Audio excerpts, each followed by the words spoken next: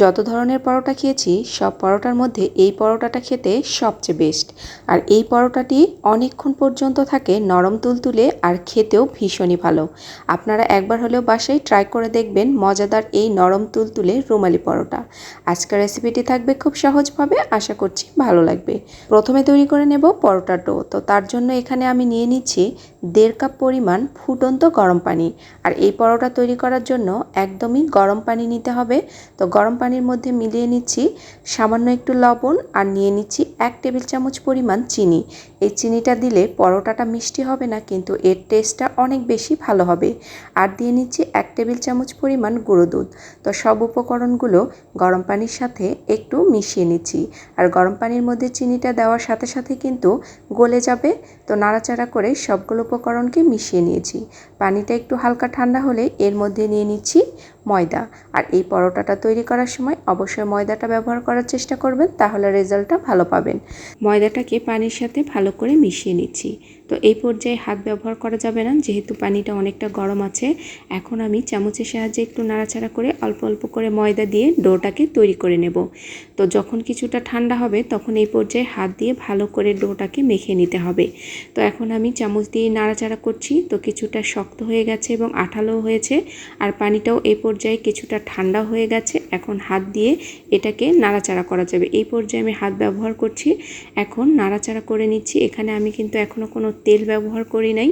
তো এখন ময়দাটাকে ভালো মতো করে মাখিয়ে নিতে হবে। যত বেশি মাখাবেন পরোটাটা ততই বেশি সফট হবে।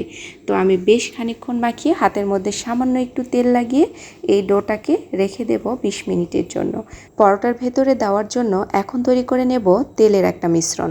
তো তার জন্য প্রথমে লাগবে 2 টেবিল চামচ পরিমাণ কর্নফ্লাওয়ার আর এর সাথে মিলিয়ে নিচ্ছি 4 টেবিল চামচ পরিমাণ রান্নার তেল। তো সবগুলো দিয়ে ভালো করে মিলিয়ে নিতে হবে। আর এই মিশ্রণটা দিয়ে পরোটাটা তৈরি করলে বেশ সফট হবে এবং পরোটাটা অনেক বেশি তেলতেলেও হবে না। আর এটা খেতে এতটাই মজাদার হয় যে একবার হলেও বাসায় ট্রাই করে দেখবেন। তো তেলের মিশ্রণটা একদম রেডি হয়ে গেছে। এদিকে 20 মিনিট বাদে আমার ডোটাও কিন্তু একদম সফট হয়ে গেছে। দেখে বুঝতে পারছেন ডোটা কতটা আঠালো আর সফট হয়েছে। তো এখন এটাকে আরও খানিকক্ষণ মাখিয়ে নিচ্ছি। তো পরোটার ডোটাকে বেশ খানিকক্ষণ মাখিয়ে নিলে পরোটাগুলো কিন্তু অনেক বেশি ভালো হয় আর অনেক বেশি সফট হয়। তো এখন আমি এই ডোটা থেকে লেচি কেটে নেব। তো ছোট ছোট করে কেটে নিচ্ছি। যেহেতু রুমালি পরোটা পাতলা করে বানিয়ে নেব, এই জন্য আমি ছোট ছোট করে লেচিগুলোকে কেটে নিচ্ছি। তো আপনারা যেই সাইজ করবেন সেই অনুযায়ী লেচিগুলোকে কেটে নেবেন। আর ডোটা কিন্তু অনেক বেশি সফট আর স্টিকি।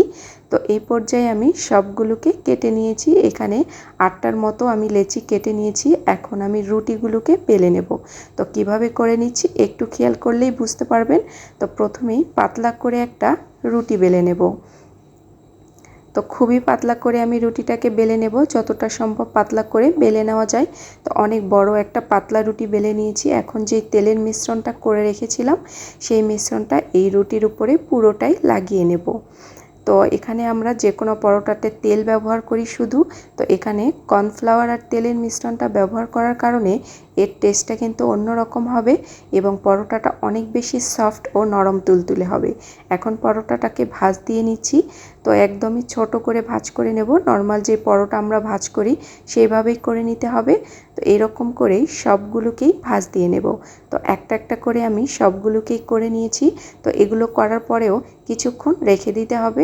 তো এখন আমি পরোটাগুলোকে বানিয়ে নেব। যেহেতু এগুলো অনেক বেশি পাতলা, তো প্রথমে একটু প্রেস করে করে একটু পাতলা করে বেলে নিচ্ছি।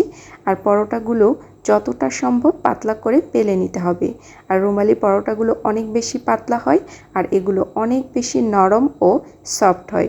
ভাজার জন্য আগে থেকেই চুলায় একটি প্যান বসিয়ে দিয়েছি। এখন এর মধ্যে পরোটাগুলোকে ভেজে নেব। আর এই পরোটাগুলো ভাজতে কিন্তু অনেক বেশি তেলের প্রয়োজন হয় না, অল্প পরিমাণ তেল দিয়ে এই পরোটাগুলোকে ভেজে নেওয়া যায়। তো আমি একটা বাটিতে আলাদা করে তেল উঠিয়ে রেখেছি, এর উপরে ব্রাশ করে নিচ্ছি অল্প অল্প করে তেল দিয়ে। তো এক পাশ করে নিয়ে অপর পাশটাকেও হালকা একটু তেল দিয়ে আমি ব্রাশ করে নিচ্ছি। তো আপনারা চাইলে একটু বেশি পরিমাণ তেল দিয়েও ভেজে নিতে পারেন, তবে অল্প তেলে এই পরোটাগুলো খেতে বেশি ভালো লাগে।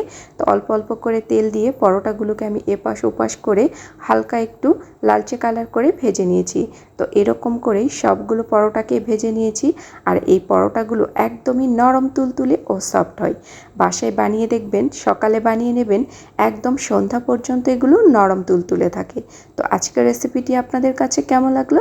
ভালো লেগে থাকলে অবশ্যই আমার চ্যানেলটিকে সাবস্ক্রাইব করে রাখবেন পরবর্তীতে এরকম আরও সহজ সহজ রেসিপি দেখার জন্য। এই পর্যন্তই, সবাই ভালো থাকবেন। আল্লাহ হাফেজ। আসসালামু আলাইকুম।